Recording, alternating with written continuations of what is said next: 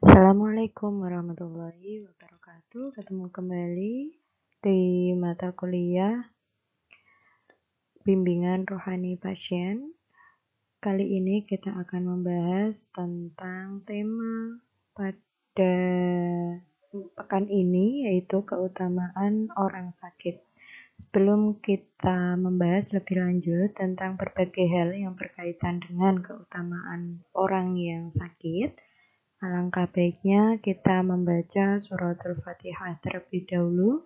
Semoga apa yang kita pelajari hari ini dapat bermanfaat untuk diri kita dan juga lingkungan di sekitar kita. Amin ya rabbal alamin. Alania Al-Fatihah.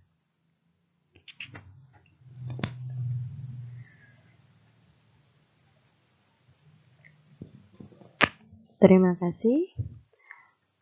Kita mulai saja ya membahas tentang keutamaan orang sakit.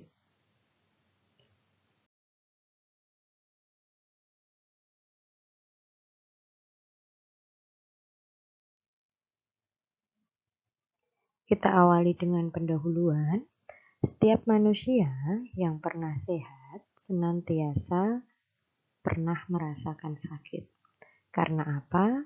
Di dunia ini, makhluk Allah bersifat dualisme. Ada sehat, ada sakit. Ada hidup, ada mati. Nah, hal-hal yang berkaitan dengan rasa sakit, rasa kehilangan, ataupun yang lain merupakan salah satu bentuk kasih sayang Allah kepada hambanya. Karena apa? Karena salah satu doa yang dikabulkan oleh Allah adalah doa orang-orang yang sedang mengalami sakit.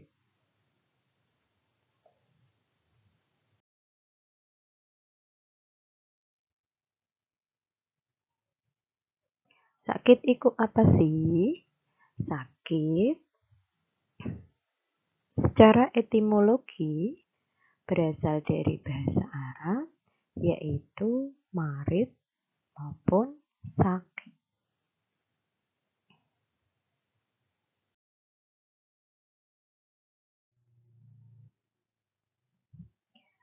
Secara terminologi, sakit diungkapkan oleh berbagai tokoh yang ahli di bidangnya. Salah satunya siapa? Nah, di antaranya yaitu Parson. Parson mengungkapkan sakit merupakan gangguan totalitas fungsi normal individu dalam lingkup biologis serta penyesuaian sosial. Nah, berarti Parson mengungkapkan bahwa ruang lingkup sakit berkaitan dengan hal-hal yang bersifat biologis yang mampu diobservasi secara medis. Dan juga penyesuaian sosial. Penyesuaian sosial ini kaitannya dengan apa? Bentuk adaptasi lingkungan. Nah, adaptasi lingkungan berarti kaitannya dengan apa? Kondisi psikososial individu. Jadi, inti dari Parson, sakit tidak hanya yang berkaitan dengan fisik biologis saja, melainkan juga psikososialnya. Lanjut. Sekarang Perkins. Apa yang diungkapkan Perkins? Yakni sakit merupakan kondisi yang tidak menyenangkan yang menimpa individu yang mampu menghambat kegiatan sehari-harinya. Jadi, saat ketidakmampuan tersebut tidak serta-merta mengganggu kesehariannya, kegiatan sehari-harinya itu tidak merasa terganggu sama sekali, maka itu bukan disebut sakit. Nah, lingkup yang tidak menyenangkan ini yang mampu membatasi pada perilaku atau kegiatan sehari-hari cakupannya apa? Yaitu baik jasmani, rohani, maupun sosial.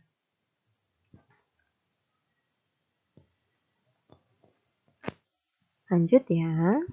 Sakit, menurut Oxford English Dictionary, merupakan gangguan atau penyimpangan yang terjadi dalam tubuh manusia. Jadi menurut Kamus Bahasa Inggris, berarti dalam tubuh manusia itu lingkupnya apa saja. Kalau memang terjadi gangguan atau penyimpangan, berarti itu dikatakan sebagai kondisi sakit. Nah, sekarang menurut Undang-Undang Nomor 23 Tahun 1992, apa sih sakit menurut undang-undang? Sakit merupakan suatu gangguan kesehatan yang menyebabkan hambatan pada kegiatan sehari-harinya. Berarti hambatan kesehatan apapun itu. Hambatan kesehatan ini berarti mencakup jasmani, rohani, maupun kondisi sosialnya. Nah, itu secara terminologi.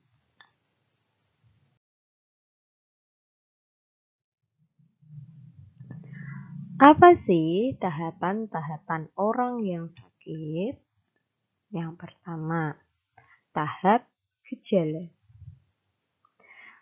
Tahap gejala ini berarti kaitannya dengan perasaan atau ketidaknyamanan pada diri sendiri. Karena apa? Karena adanya berbagai gejala yang menyertainya, baik itu fisik ataupun ketidakseimbangan dalam tubuh. Nah, gejala. Misalkan apa? Kita sedang mengalami flu. Nah, baru gejala flu. Apa yang menyebabkannya? Maaf, apa yang terjadinya? Kondisi kita tidak nyaman.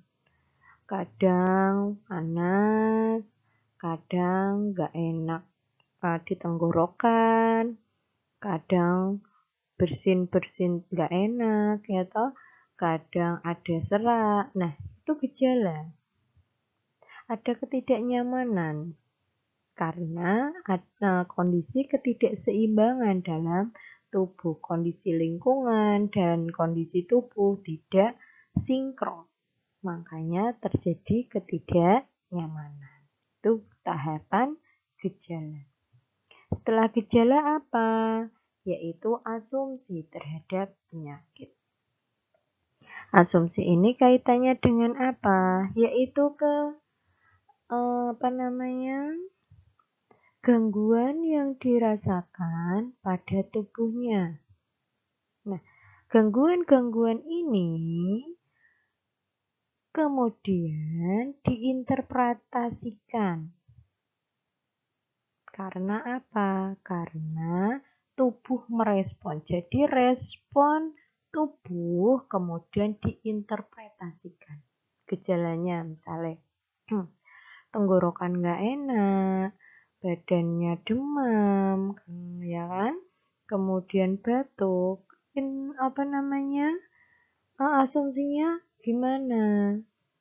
Oh, mungkin kondisi tubuh saya seperti ini, ya toh, karena tubuh mereaksi, ya kan? Karena hal-hal yang tidak menyenangkan tadi dalam tubuh, maka dia berasumsi bahwa mungkin saya mengalami kondisi flu.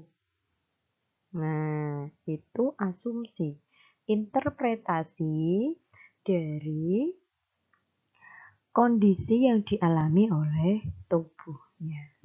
Oke, selanjutnya tahap kontak dan pelayanan.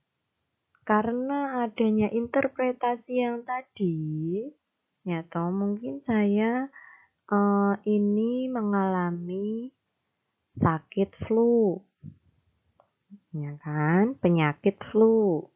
Nah, kemudian dilanjutkan ke tahap kontak dan layanan, yakni meminta layanan kesehatan atau berkonsultasi pada seorang medis.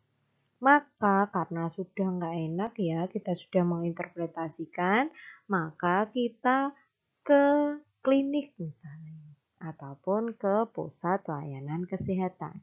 Untuk apa? Untuk didiagnosa lebih lanjut, agar tahu sebenarnya saya ini nggak enak kenapa. Nah, selanjutnya, setelah kontak dan layanan, kemudian tahap ketergantungan. Tahap ketergantungan ini berarti tahap pengobatan dengan mengkonsumsi obat maupun treatment tertentu. Nah, kalau di konseling namanya apa? Intervensi itu loh. Nah, setelah itu karena ketergantungan ya kan dengan pengobatan, konsumsi obat ataupun melakukan treatment tertentu, nggak boleh ini, nggak boleh itu ya kan karena berbagai nasihat dari si tenaga medis tadi, maka tahap yang terakhir yaitu tahap penyembuhan. Apa itu? Yaitu melepaskan dari ketergantungan dan mencoba beradaptasi dengan kondisi awal. Mencoba. Nah, yang awalnya karena tadi flu, maka diberikan obat selama 3 hari antibiotik. Nah, setelah 3 hari obatnya habis, maka tubuh mulai beradaptasi dengan lingkungan baru. Nah, tanpa adanya tambahan antibiotik tadi. Jadi, tubuh kita yang merespon atau yang melindungi diri sendiri, dia beradaptasi lagi dengan lingkungan yang ada di sekitarnya. Oke, lanjut ya.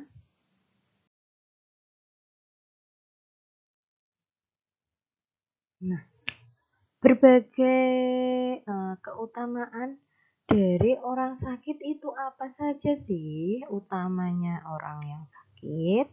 Nah, keutamaan di sini memang banyak sekali ya karena itu berkaitan dengan bentuk kasih sayang yang Allah berikan kepada setiap manusia. Jadi, pemaknaan sakit, jangan pernah menganggap sakit itu adalah sebuah azab ataupun yang lainnya. Tapi wujud kasih sayang Allah kepada setiap manusia. Dengan sakit, maka diberikan keutamaan. Nah, ditinggikan derajatnya dengan memberikan keutamaan pada setiap orang yang sakit. Apa sajakah itu? Satu, sebagai bagian dari media mendapatkan pahala dari Allah. Loh, kenapa kok sakit itu pahala? Karena dengan sakit kita lebih mampu mendekatkan diri kepada Allah Subhanahu wa taala. Dengan cara apa? Mensyukuri. Saat kita mensyukuri kenikmatan saat sebelum sakit, yakni pada masa sehat, maka kita akan mampu bersyukur. Saat kita mampu bersyukur, maka akan ditambahkan pahala dan juga kenikmatan oleh Allah. Akan tetapi jika kita kufur, maka akan diberikan azab oleh Allah. Saat sakit, ya toh, saat kita mampu melihat ke belakang dengan mensyukuri apapun yang diberikan kepada kita sebelum kita sakit, maka itu akan menjadi ladang pahala untuk setiap manusia. Nah, yang kedua apa keutamaannya? Wujud kecintaan Allah kepada makhluknya. Coba saja manusia tidak diberikan sakit, maka manusia akan sombong. Nah, saat sombong manusia akan lebih jauh kepada Allah Subhanahu wa taala. Nah, berbeda saat manusia diberikan sehat, diberikan sakit, maka hidupnya tidak akan datar. Ada naik, ada turun. Saat sehat mungkin dia melakukan kesalahan, ya toh lupa. Akan tetapi saat dia sakit, maka dia akan kembali ke jalannya. Itulah wujud cinta dari Allah. Cinta bukan berarti membiarkan, tapi saat memang cinta akan berupa kasih sayang. Kasih sayang tidak membiarkan wes karepmu, bukan itu. Tapi cinta kadang juga menegur. Menegur untuk kebaikan, itulah wujud cinta dan kasih sayang. Jadi, positifnya jangan pernah melihat orang yang memarahi Anda semua itu berarti benci pada Anda. Tapi itu salah satu wujud kasih sayang agar setiap individu tidak terperosok ke jalan yang salah. Lanjut. Apa itu? Yaitu sebagai penebus dosa dan mengangkat derajat manusia. Nah, karena sakit, intinya sebagai penggugur dosa-dosa kecil. Nah, saat kita menikmati itu, kita lebih bersyukur, kita lebih introspeksi diri, kita lebih mendekatkan. Maka itu sebagai media untuk menebus kesalahan kita terdahulu. Saat apa? Saat kita sehat.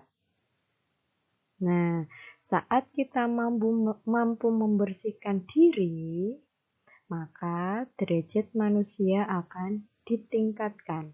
Karena apa? Dengan rasa bersyukur akan ditambahkan nikmat dan juga derajat manusia. Saat kita kufur, maka akan direndahkan serendah-rendahnya. Oke, itu keutamaannya. Terima kasih, itu dulu sedikit sharing kita hari ini, materi keutamaan orang sakit. Jika memang ada yang belum memahami ataupun kita dapat berdiskusi lebih lanjut di kelas virtual yang telah kita sepakati sebelumnya ya. Kurang lebihnya saya mohon maaf. Akhirul kalam. Wassalamualaikum warahmatullahi wabarakatuh.